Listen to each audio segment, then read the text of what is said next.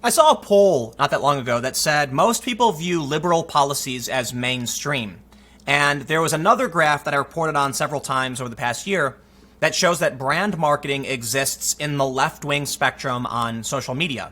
Meaning that when it comes to big brands, they also would rather advertise in left-wing spaces. And that's why you'll see things like, Oreo making a rainbow flag package, things like that. Now, this is where it becomes scary. Look, I believe climate change is an issue that needs to be dealt with. I think we have to be rational and reasonable. And if someone disagrees and there's a disagreement based on the science and, the paperwork, fine. We can still come to a rational discussion that will solve these problems. Not when you have people waving their arms in the air screaming, the end is 9, we have 12 years. I've talked repeatedly about the solutions that conservatives and liberals can come together to at least mitigate some of the climate change damage. So the issue is the left is in mainstream media, right? Anti-Trump, all this stuff is late night talk shows. They control these cultural industries. What's scary is not, to me, the climate change issue, which is hard to quantify. It's hard to really grasp and understand. What's scary to me is that when the left jumps into the science denial train. This story from the Daily Wire. Professor, since Trump, my students have become biology deniers for social justice. And of course, we all get it. We all get it. Science, to me, is one of the most, it's the most important thing.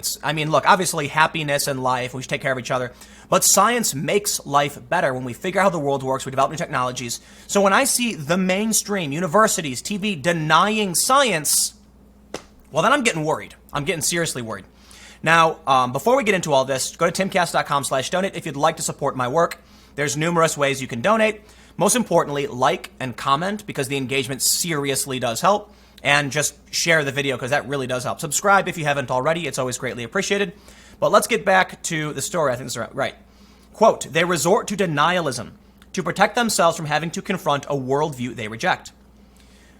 James Barrett writes, while left-wing activists often accuse conservatives of being science deniers when it comes to global warming, one biology professor at Williams College has noticed a troubling trend since the election of Trump. Students' zealous embrace of social justice ideology is increasingly resulting in denialism when it comes to well-established biological ideas. For instance, that men and women are different. Is that controversial? Seriously, it is. In an op-ed for The Atlantic titled Self-Censorship on Campus is Bad for Science, biology professor Lana Moroja, who has found herself in the middle of social justice outrage in the past, has pushed back describes a shift she witnessed among a growing number of her students since Trump won the presidency. At that moment, political tensions were running high on our campus, and well-established scientific ideas that had been teaching for years suddenly met with stiff ideological resistance. She writes, among those ideas is the concept of heritability, the degree to which offspring genetically resemble their parents, both physically and in behavior. In a classroom discussion, I noted that researchers have measured a large average difference in IQ between the inhabitants of the United States and those of my home country, Brazil, Moroja writes. I challenged the supposed intelligence differential between Americans and Brazilians. I asked students to think about the limitations of the data, which do not control for environmental differences, and explained the raw numbers say nothing about whether observed differences are indeed inborn, that is, genetic. Agreed. Even though she specifically challenges the reductive and potentially racist conclusions that some might reach, many of our students, without any evidence, reject the very notion of scientifically conducted IQ tests, declaring them to be bogus science invented to ostracize minority groups, and refuse to accept the well-established idea that IQ is partly influenced by genetics. She found similar pushback from students about any scientific studies about inherent differences between men and women and different races. It's crazy, isn't it, that we live in this world? I went to Thailand, and you know what really blew my mind? Guess what? People in Thailand are shorter on average than Americans. And so in Thailand, I'm looking, it was Chinese New Year. It was really awesome, by the way. I seriously recommend it. Bangkok is beautiful. The food is great. The malls are huge. But on this big street, I could see over everyone's head, and it was a really strange feeling. Guess what? I've also been to Norway and Scandinavia, and they're taller than me. So I realized that there are genetic differences between people. And look, you guys know I'm rather centrist. I think that genetics and inheritability do play a role in everything, from behavior to intelligence. But it is my personal opinion, based on my interpretation of what I've read, and I could be wrong because I'm not a scientist, is that I believe that nature plays a substantial role, a larger role, to a certain degree. Now, I'm not a scientist, right? So I defer to the actual neuroscientists and things like that, and actual professors. But I do know there's a lot of debate on the issue. There are certainly some people who believe that, nature is a bigger factor than nurture. But I think when you consider that somebody who's starving and dehydrated is not going to function well, we can see that environment plays a huge role. And that includes not just where you live, the temperature. We know that women perform better in warmer temperatures than men. These are all big factors that need to be taken into consideration if we really want to understand the science behind all this. Again, I defer to the actual scientists, and don't take my word for it. It's just an opinion based on the limited things I've read. But what we're seeing in social justice is an outright denial of science, which is the craziest damn thing I've experienced in my life. How is it that Ilhan Omar said it is unscientific and a myth? She did. Checkyourfact.org says her statement is false. I'm pulling up fact check on purpose. They said there has not been a lot of scientific research on trans athletes in sports, but the view that trans women have a competitive advantage in powerlifting is not a myth or unscientific. Trans women who undergo hormone therapy lower their testosterone levels, which studies suggest decreases athletic performance, but trans women may still have more strength than biological women, pound for pound.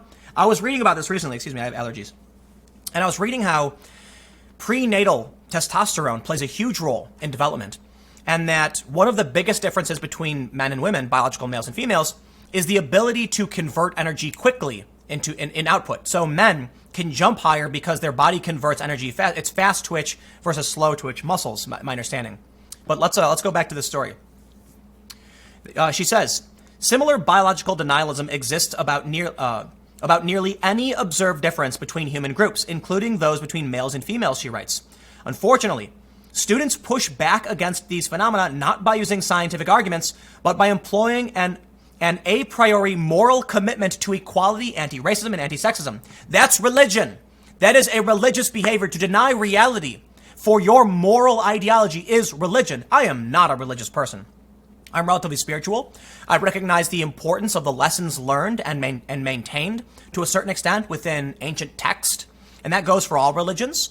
I think there's wonderful things within the Bible, the Old Testament, and the New Testament, which we have used in our society to lay the foundations of things like the presumption of innocence. And I recognize there are a lot of bad things in it, and that overt zealotry and dogma are dangerous, and that we need to make sure we treat people as individuals, we respect liberty and freedom, and that includes the right to believe what you want. But when it starts infringing on science and becoming law, that's when things get damn worrisome. She says, they resort to denialism to protect themselves from having to confront a worldview they reject, that certain differences between groups may be based partly on biology. This denialism manifests itself at times in classroom discussions and in emails in which students explain at length why I should not be teaching the topic. The denialism at times goes as far as even rejecting the notion that people have a biological instinct to protect their kin, because some students thought it was Maroja actually endorsing Trump's hiring of his family. These people are losing their minds. It's the new religion. I thought about this actually, I'll save this point for the end. She goes on to address the concept that infamously got James Damore fired, that some genetic differences might lead to disproportionate representation of males or females in some fields, particularly STEM fields. For social justice activists, since all people are supposedly blank slates, the only explanation for more men being in STEM fields than women is that they are cesspools of discrimination. This is what happens when ideology replaces biology. It's become taboo to even mention the possibility that men and women might have different preferences. Well, they do. It's a fact. It is. But I want to say one thing. Do you know about the ages we live in, right? So there's the age of Aries, the age of Pisces, and now the age of Aquarius. It's called the precession of the equinox. I could be wrong. I am not an expert on this stuff. But my understanding is that it is believed by some people religions are based on the new eras they change. So there was this could just be apocryphal conspiracy internet nonsense, but it's an interesting thought. because there was the age of Aries, which was before the age of Pisces, which we're in now, and we're entering the age of Aquarius. The age of Aries, presumably, has correlates with the rise of Judaism. They have the ram's horn, things like that. Again, just something I read on some, like hokey astrology website, which I thought was interesting. So fact check me on this. It's just an idea. And the point I'm trying to bring up is a lot of people highlight this stuff, which I think is highly dubious. Astrology is nonsense. But they point out the rise of new religions for different ages. And I wondered what the new religion for the age of Aquarius would be. Assuming all of that's true, because I am not an expert on this, nor do I ever really talk about this stuff, I was thinking about whether or not any of that is there's a reason to talk about it. Just ignore it all, because it could just be nonsense. Will there be a new religion? Will there be something to replace Christianity or Islam or Judaism or whatever religion? Because humans have like this hole in them for some kind of faith. Intersectionality seems to be that religion. That the moral ideology is more important than objective reality. In fact, they don't even believe that objective reality exists. I kid you not. It was one of the opening statements made by Heather Hying, intellectual dark web professor, who said, before we get started, if you don't agree with me that there is an objective reality, then, we're at an impasse. Absolutely. I tell people simply because we perceive the world differently doesn't mean objective reality doesn't exist. That's why we use tools and we share insight. And that's what's made humans so successful. That I can tell you something and you can replicate the behavior because surprise, surprise, reality is a thing. But I'll leave it there. Science and nihilism is dangerous. I always make sure to start these things talking about climate change on purpose, whether you like it or not, because the point needs to be made that I don't care about tribe, I care about science, data, facts. And science is repeatedly corrupted by politics, and that goes for climate science as well. I would raise the question why, Al Gore is buying oceanfront or beach property or whatever, or why, more importantly, we are still allowing development in areas that are supposed to be flooded. Right? We're building cities in areas where they claim there can be floods. I think scrutiny on all of these things is very important, but at the end of the day, I defer to the experts. The experts include the scientists. If the scientists are saying these people on the left are denying science, I take their word for it. Okay? Plain and simple, as should most people. But I'll leave it there. I got a couple more segments coming up in a few minutes, and I will see you shortly.